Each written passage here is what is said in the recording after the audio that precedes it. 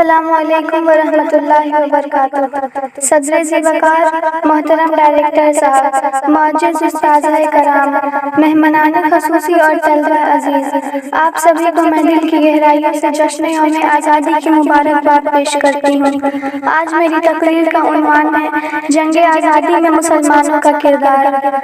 صیاد نے کس ہوشیاری سے رنگ پھندر ڈالا ہے، ہر شخص یہی کہہ کر خوش ہے اب کوئی اسیر دار نہیں۔ معزز سامعین، ہم سب جانتے ہیں کہ مجاہدین آزادی کی مسلسل جدوجہد و کاوشوں اور لاکھوں جانوں کی قربانیوں کے بعد ہمارا ملک ظالم و جابر انگریزوں کے چنگل سے 15 اگست 1947 کو آزاد ہوا۔ اس لیے ہم ہر سال 15 اگست کو یوم آزادی کے طور پر مناتے ہیں۔ بھارت کی آزادی کو اللہ کی نعمت سمجھ کر ہر انسان کو اس کے برابر کے حق دیے جانے کی قوانین بنائے گئے۔ اب ہر بھارتی شہری کو آزادی کی سانس لینا نصیب ہو چلی تھی۔ اب ہر شہری کے لیے برابر کے حقوق و ادھیکار تھے۔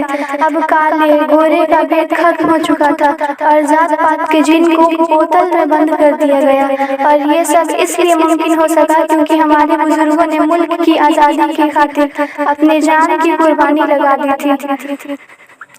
اسی آزادی کی سزا بلند کرنے کی عوض میں ہزاروں علماؤں کی گردنوں کو کاٹ کر درختوں پر لٹکا دیا گیا۔ اسی آزادی کو دیکھنے کے لیے ہزاروں ماؤں نے اپنے لاڈلوں کی جدائی برداشت کی تھی۔ اسی آزادی کے خواب کو شرمندہ تعبیر کرنے کے لیے بے شمار سہاگنوں نے اپنے سہاگ کو اجڑتا ہوا دیکھا تھا۔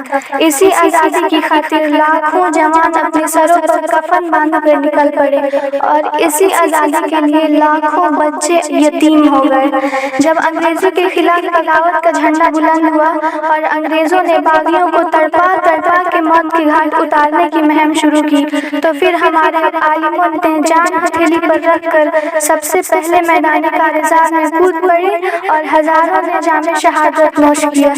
اس ملک کی آزادی میں جہاں ہندو بھائیوں کی بے شمار جانیں قربان ہوئیں، بے شمار سکھوں کو پھانسی کے پھندے پر لٹکایا گیا، وہیں سب سے زیادہ علماء اسلام نے اپنی گردن کٹا کر شہادت کا مرتبہ حاصل کیا۔ ہاں، اگر علماء اسلام کی قربانی اس ملک کے کسی کام نہ آتی تو شاید یہ ملک کبھی غلامی کی زنجیر سے آزاد نہیں ہو پاتا۔ خود انگریزوں نے اس بات کو قبول کیا۔ انگریز اتہاسکار ٹامنس کی لکھی ہوئی داستان پڑھو تو تمہیں معلوم پڑے گا کہ ہمارے علماء کی کیا قربانیاں ہیں۔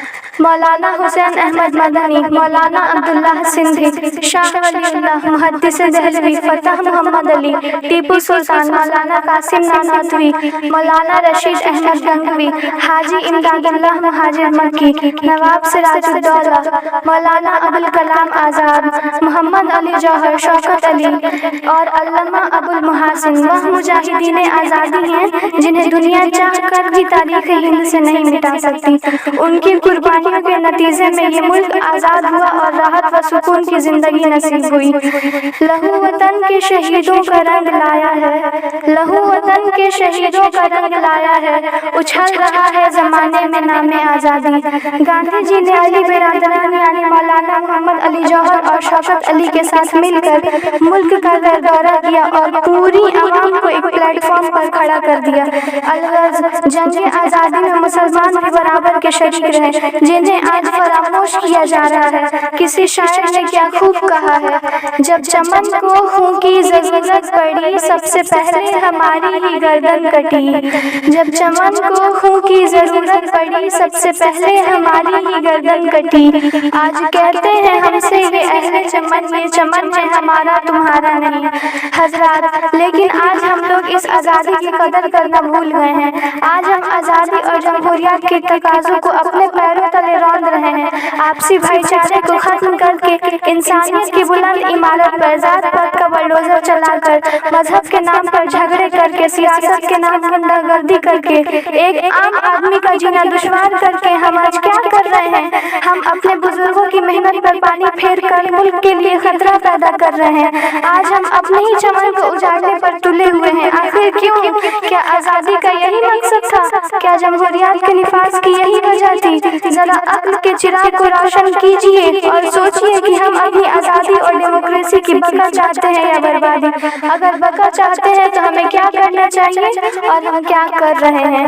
اب میں اپنی بات اس عہد کے ساتھ ختم کرنا چاہوں گی کہ خون اگلتا ہوا ماضی نہ پلٹنے دیں گے، اے وطن تجھ کو نہ ٹکڑوں میں اب بٹنے دیں گے۔ سرحدیں جتنا لہو مانگیں گی ہم دیں گے مگر، سرحدیں جتنا لہو مانگیں گی ہم دیں گے مگر، اب نہ اس ملک کے نقشے کو سمٹنے دیں گے۔ انقلاب زندہ باد، جے ہند، جے بھارت۔